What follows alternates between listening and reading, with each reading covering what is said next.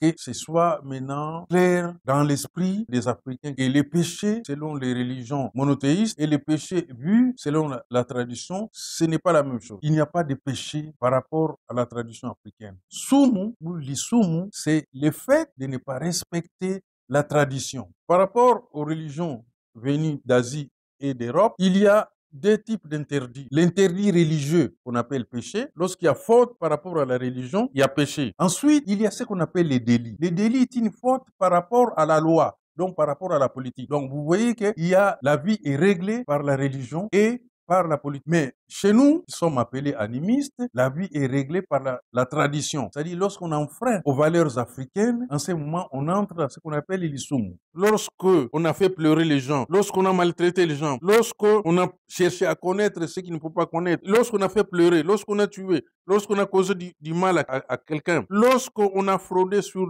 les pains des temples, lorsqu'on a été pédéraste, lorsqu'on a été dépravé, lorsqu'on a triché sur la mesure des grains, c'est-à-dire ici, il y a des gens qui prennent, par exemple, vendent du sucre et mettent déjà du sucre en bas de la boîte, laisse sécher, et puis lorsqu'il va mettre, au lieu que ça soit 100 grammes, ça sort, hein, c'est 50 grammes, 70 grammes. Donc il triche sur la mesure. La tradition dit, voilà ce qu'il faut considérer comme sumu ou l'isumu chez nous.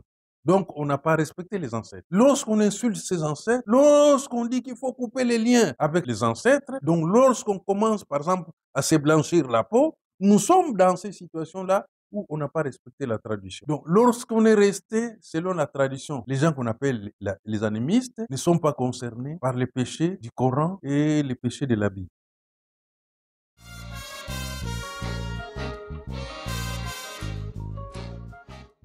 Voilà, donc, dans ma première prise de parole, j'ai expliqué ce qu'on appelle les péchés. Parce qu'aujourd'hui, les Africains vivent dans la peur de tout, dans la peur de penser, dans la peur de parler, dans la peur de travailler, dans la peur de consommer, dans la peur, tout nous fait peur. Et à cause des enseignements qui sont donnés par les églises, notamment, on fait peur de gens autour de la notion de péché. Et j'ai expliqué que quand on dit, en Kikongo ou en Lingala, on dit sumu ou les sumu, hein, c'est uniquement le fait d'enfreindre les principes établis par la tradition.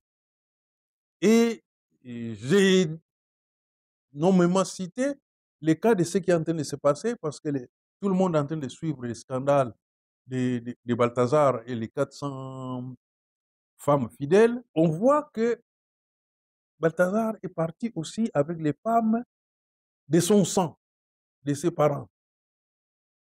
Et ça, c'est ce qu'on appelle l'inceste. L'inceste est une des principales, même, je dirais, les principales interdits chez les populations des civilisations africaines notamment. Bon. Donc, Balthazar a commis, selon la tradition, un péché. C'est ce qu'on appelle l'isumu. Sumuka, c'est le fait de commettre une faute. Donc, c'est une faute de sortir avec les membres de sa propre famille. Maintenant, arrêtons avec d'enseigner les peurs aux gens. Il y a, pour la plupart des gens, cette peur-là, aujourd'hui, on est entré à une époque comme novembre, décembre, bientôt, on commence à parler de malédiction familiale et tout ça. La malédiction familiale est une imposture, c'est une escroquerie. Elle n'existe pas. Remontons au cas de la malédiction de Cam, qui est celle qu'on connaît dans la Bible. Bon, il était dit que lorsque Noé avait maudit Cam, son premier fils, que la malédiction va passer de son petit-fils Canaan pendant 4 générations. Or, cette histoire remonte à plus de 3000, 4000 ans. 3000 ans. Bon, 3000 ans avant Jésus-Christ jusqu'à aujourd'hui, ça doit faire dans les 5000 ans. Si on suit l'histoire de Noé, il y a déjà combien de générations? Si on considère que chaque 100 ans, il y a au moins 5, 6, 7 générations. Il faut imaginer à cette époque où les gens se mariaient très tôt. Ça ferait combien de générations depuis l'époque de Noé jusqu'à aujourd'hui? C'est des milliers de générations qui sont passées. Donc, ce n'est pas soutenable. Les religions monothéistes enseignent que le salut est individuel. Le salut est individuel parce que le péché est individuel. Donc, on ne peut pas parler de malédiction familiale, c'est-à-dire que de père en fils, de mère en fille, de grands-parents aux parents, à nos parents, des parents à leurs descendants et tout ça. Non, il ne peut pas avoir de malédiction familiale. C'est faux. Bon, sauf si on ne sait pas ce qu'on appelle famille. L'Afrique a eu 2 malédictions politiques, l'esclavage et la colonisation. Donc, si le modèle économique des ancêtres qui était le communautarisme est détruit, eh bien, c'est normal, puisque avec les ancêtres, il n'y avait pas de pauvreté, puisqu'avec les ancêtres, on naissait propriétaire terrien, avec les ancêtres, la communauté était au-dessus de l'individu. Aujourd'hui, c'est l'individualisme, la compétition entre même les membres de la même famille, mais entre les membres aussi de la même communauté, les membres de la même nation et tout ça, il y a la compétition. Cette compétition-là fait que la solidarité a diminué. Et même, je vais dire, est inexistante. Et ça explique que les gens aient des difficultés, puisque tous les problèmes que les pasteurs évoquent, des malédictions, c'est des problèmes qui étaient réglés au sein de la communauté avant. On ne peut pas laisser des milliers de jeunes au chômage, alors que les églises génèrent beaucoup d'argent. On ne peut pas laisser des milliers, même des millions de femmes seules. Aujourd'hui, les célibats de longue durée. Hein, la famille africaine est en train de se décomposer avec des femmes, des situations de monoparentalité et tout ça. Ces choses-là devaient être réglées dans le cadre de la communauté. Bon, les églises sont des communautés incapables de régler et les problèmes individuels et les problèmes communautaires. Donc, faux, la malédiction familiale n'existe pas. Faux, la malédiction familiale n'existe pas. Pour parler de malédiction familiale, il faut qu'il y ait une notion de considérer les péchés comme un fait culturel. C'est-à-dire, c'est tout un groupe qui a commis les péchés pour qu'il y ait, les péchés passent des ascendants aux descendants et puis perdurent.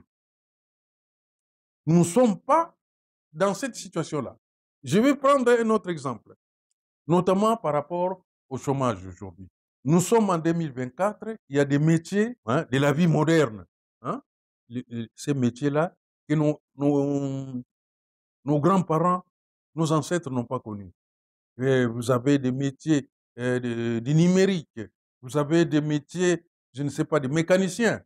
C'est des métiers que nos ancêtres n'avaient pas connus. Même les ancêtres des Européens n'avaient pas connus.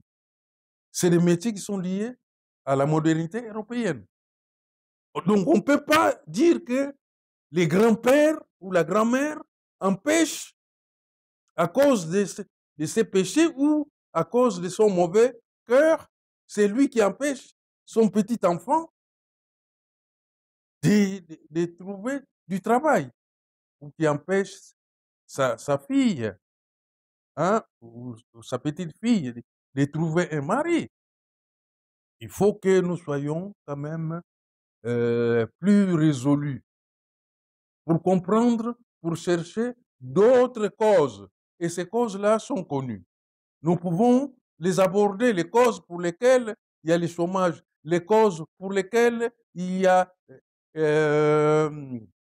les célibats de longue durée, les causes pour lesquelles il y a la monoparentalité, les causes pour lesquelles il y a la solitude. Tous ces facteurs difficiles ont explosé. Non, parce que la société a perdu les règles de la communauté, du communautarisme, la solidarité naturelle, ce que Durkheim appelle comme ça. Les règles de la solidarité naturelle ayant été détruites, eh bien, on arrive aux situations auxquelles. Je voudrais dire ici, cessez de faire peur aux gens, il n'y a pas de malédiction familiale. Ça veut dire que tous les informaticiens de telle famille ne trouveront jamais du travail parce qu'il y a une malédiction sur les enfants, les informaticiens, ou il y aura la malédiction sur les chauffeurs de la femme, ceux qui ont fait le métier des chauffeurs. Il y aura la malédiction, ceux qui ont fait le métier de médecin. Aujourd'hui, quand vous arrivez dans notre société, on trouve les chômeurs dans tous les métiers. Il y a des chômeurs. Mais le passage de la vie rurale à la vie urbaine a aussi ses travers. Donc, il y a une explication sociologique et économique. Les économistes ici, par exemple, au niveau de l'Europe, on sait que la situation la plus difficile, politique, les problèmes politiques les plus difficiles, c'est le chômage. Dans la majorité des pays occidentaux, le chômage atteint 10% ou plus. Peut-on dire que les chômeurs de l'Europe sont maudits? Et sont maudits par qui? Puisque l'État même se préoccupe du chômage. Alors, qui a maudit les chômeurs d'Europe? Les chômeurs. Qui a maudit les femmes seules d'Europe? Qui a maudit les femmes célibataires? Je parle, quand je dis d'Europe, c'est dit européen. Qui a maudit les femmes et les hommes solitaires d'Europe? Voyez, donc, c'est la peur pour rien.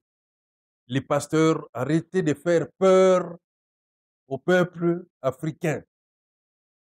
Puisque les peuples africains ont les mêmes problèmes que les peuples européens, que les peuples asiatiques. Hein? Nous avons, au niveau du monde, tous les peuples ont le même type de problème. Maintenant, chaque peuple, il sait comment régler. Je vais prendre un cas. Il y a 3 religions qu'on appelle monothéistes. C'est-à-dire que les religions de l'Asie mineure, donc le judaïsme et l'islam, les religions d'Europe, parce que le christianisme est européen. Hein, et le christianisme a commencé en 325 sous l'empereur romain, Constantin Ier. Donc, c'est une religion d'Europe. Le christianisme a été créé par un empereur européen en 325. Et la même chose, je voudrais dire que chaque religion crée une doctrine. Une des doctrines qui fait mal, qui font mal pour les Africains, c'est la doctrine du péché originel. Les théologiens savent que c'est seulement en 396 après Jésus-Christ qu'un des pères de l'Église, il s'agit de Saint Augustin de Carthage, qui a écrit un article dans lequel considère le sexe, les péchés du sexe, parce qu'il y a des interdits sur le sexe dans l'Église, considère que cela est le péché originel qui est lié au sexe. Bon, par rapport à cette idée, cette mauvaise idée des péchés, des malédictions familiales, nous, on ne peut pas être héritier du péché d'Adam et Ève. Comprenez? On ne peut pas être héritier du péché d'Adam et Ève. Donc, je reviens. Le péché est individuel, le salut est individuel. Sinon, beaucoup de gens peuvent rester chez eux à la maison. Dans une famille, une seule personne prie pour tout le monde. Pourquoi tout le monde doit aller prier si chacun a ses propres péchés? Donc, il n'y a pas la seule façon d'avoir des péchés des malédictions familiales, c'est la culture. Les valeurs de la culture, comme je venais de lire tout à l'heure, regarde ce qui est dit. Au moment où un mort arrive au tribunal d'Osiris, hein, après sa mort, il commence à se plaindre. Il y a une complainte, il dit, je n'ai pas maltraité les gens. Je n'ai pas commis de fautes contre les hommes. Je n'ai pas commis de péchés dans la place de la vérité. Je n'ai pas cherché à connaître donc ce qu'il ne faut pas connaître. Je n'ai pas fait pleurer. Je n'ai pas tué. Je n'ai pas causé du mal à personne. Je n'ai pas fraudé sur les pains dans les temples. Je n'ai pas enlevé les bandelettes des momies. Je n'ai pas été pédéraste. Je n'ai pas été dépravé. Je n'ai pas fraudé sur la mesure des grains. Je n'ai pas faussé les pesons de la balance. Je n'ai rien enlevé de la bouche des enfants. Je n'ai pas privé les petits bétails de sa pâture. Vous voyez ce que la tradition enseigne. C'est seulement lorsqu'on n'a pas respecté ces règles que nous, en tant qu'Africains, lorsqu'on n'a pas respecté ces règles-là, on fait le péché. Alors, je voudrais dire ceci. Tenez bien. Il n'y a malédiction que lorsque on a puni quelqu'un qui a commis une faute. Quelle est la faute ou quelles sont les fautes commises par les gens, par les Africains qui sont en difficulté actuellement, pour que leurs enfants soient au chômage, pour que leurs enfants ne trouvent pas de mari, pour que leurs enfants soient dans des conditions où ils ne peuvent pas se soigner, pour que leurs enfants soient obligés de prendre les bateaux, d'aller mourir dans la Méditerranée. C'est pour quel péché? Donc, la malédiction familiale n'existe pas. Si on a des difficultés, nous devons les résoudre au sein de la communauté. Et la communauté, par excellence, c'est la nation. La politique est là pour résoudre tous les problèmes d'une communauté, mais pas la politique comme on la regarde. Nous sommes dans l'obligation d'expliquer à notre peuple qu'il n'y a pas de malédiction familiale. Lorsque quelqu'un est au chômage, la communauté peut s'organiser pour lui donner du travail. Lorsque les femmes ne trouvent pas de mari, la communauté peut s'organiser pour leur donner des maris. Et ce sont les principes, les changements brusques, hein, l'abandon de la tradition qui fait que tout est devenu compliqué. Donc, n'ayons pas peur, la malédiction familiale n'existe pas. Chacun est puni pour les fautes qu'il a commises. Et donc, la famille n'a pas commis de fautes pour mériter cela. On ne peut pas être maudit à cause de sa famille. On est maudit lorsqu'on a commis des fautes. Lorsqu'on a commis soi-même. Donc, cette notion de malédiction familiale déresponsabilise. On devient des gens irresponsables à cause de cette histoire-là de dire qu'il y a une malédiction familiale. Eh bien, si je sais que je suis maudit par rapport à ma famille, mais je ne dois faire aucun effort. Pourquoi faire les efforts d'aller à l'église jour et nuit, prier sans cesse jour et nuit et continuer à être misérable, continuer à être ignorant, continuer à être pauvre, continuer à être malheureux, soi-disant que c'est pour la famille. Et alors, pourquoi on va dans les églises aller prier si nous savons déjà qu'on a une malédiction familiale? Donc, attention à nous tous, cessons de nous laisser prendre par cette histoire de malédiction familiale. Alors, nous avons écrit un livre dont le titre est « La malédiction familiale n'existe pas ».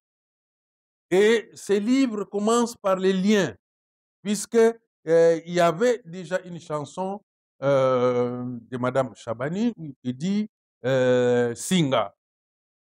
On dit que nous sommes enchaînés, mais être enchaînés par quoi? Il n'y a que les grands systèmes sociaux, les idées, les grandes idées, soit religieuses, soit politiques, qui peuvent nous enchaîner.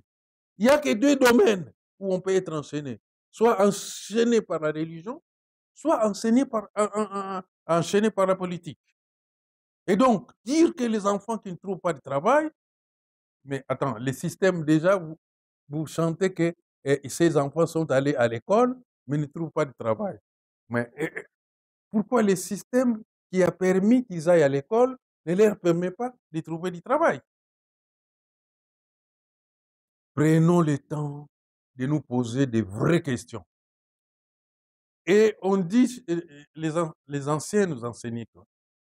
Nazaya Yuvula Zeye Bakamvutu. Lorsque tu sais poser des vraies questions, chaque vraie bonne question que tu poses est une bonne réponse. C'est dans la question que tu t'es bien posée que tu trouveras la réponse à tes préoccupations. Donc, voilà, nous avons là, après avoir dit tout ça, au lieu d'être des pécheurs,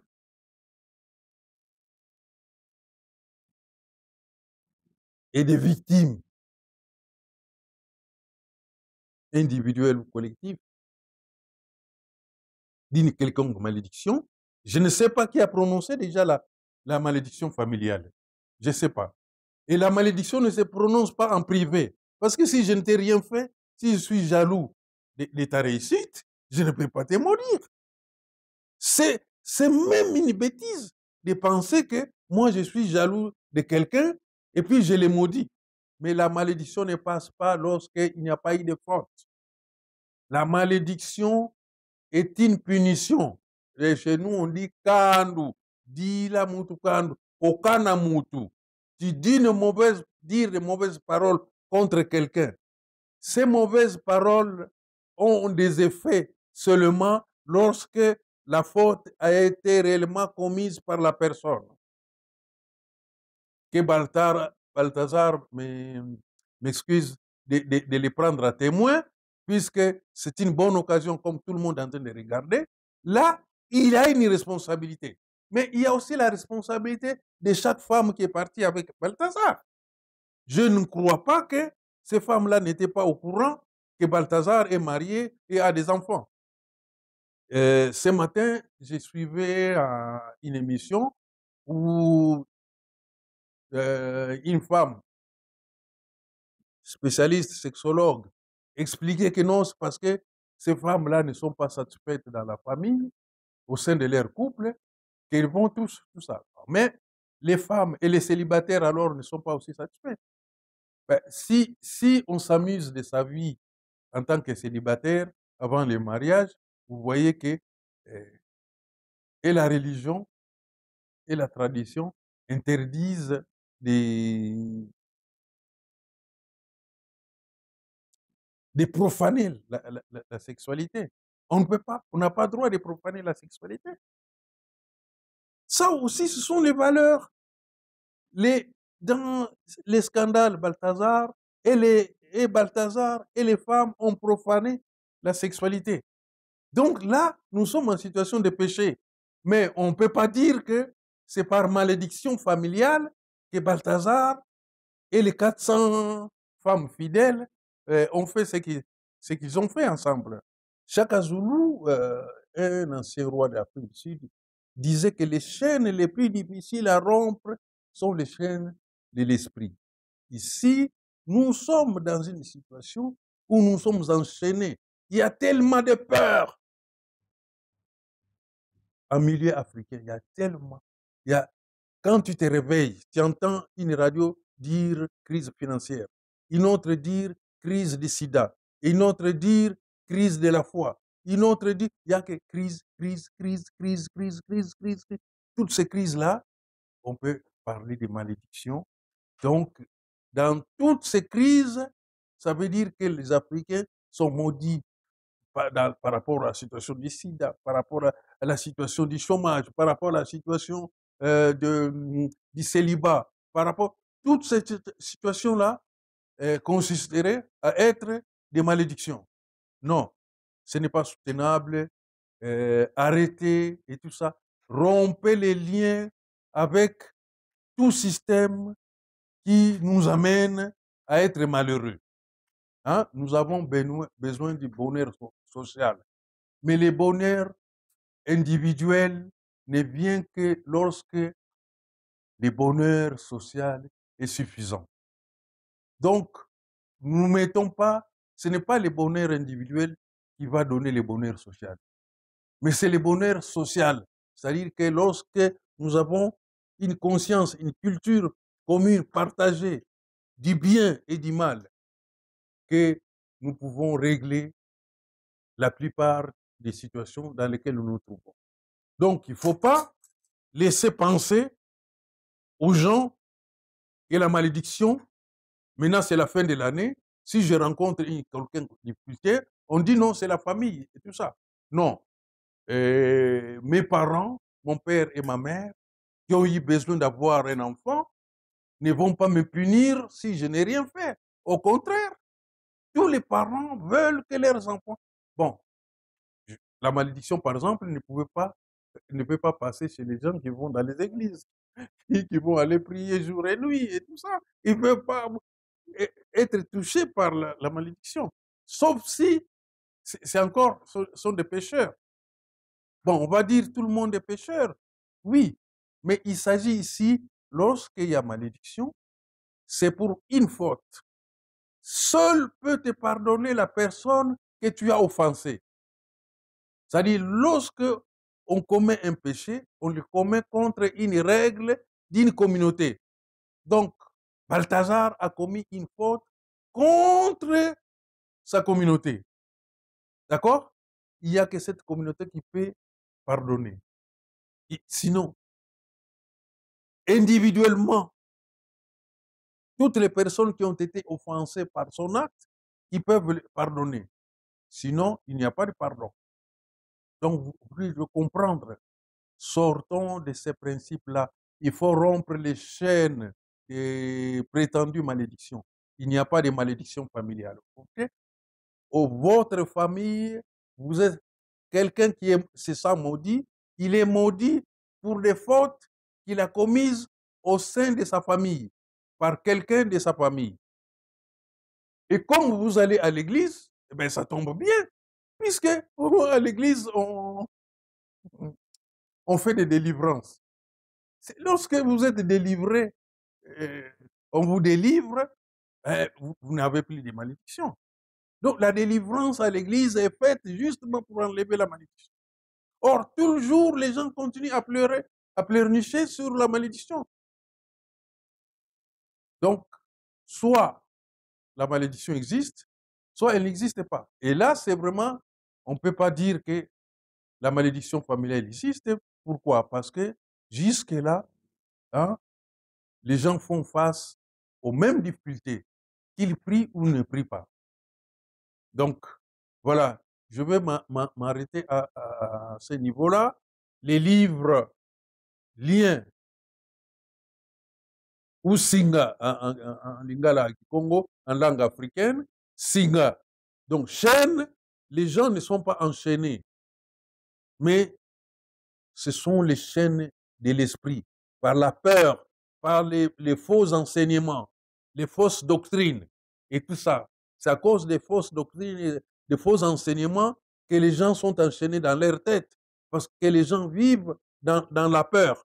Et il faut sortir de toutes ces peurs-là, parce que les péchés individuels, on ne peut être maudit que pour la faute qu'on a commise soi-même. Une communauté, comme une famille, ne peut pas être maudit par quelqu'un pour la faute qu'il n'a pas commise. Est-ce que tout le monde commet collectivement cette faute tous les jours? Et puis, qui est affecté par ces comportements et qui a maudit? Parce qu'il y a quelqu'un qui est maudit mais il y a quelqu'un qui maudit. Alors, posez-nous, nous devons nous poser tous la question, qui nous a maudits? Pour quelle faute avons-nous été maudits? Je m'arrête là. Je pense qu'il y a encore beaucoup de choses à dire, mais je m'arrête là. Je vous remercie.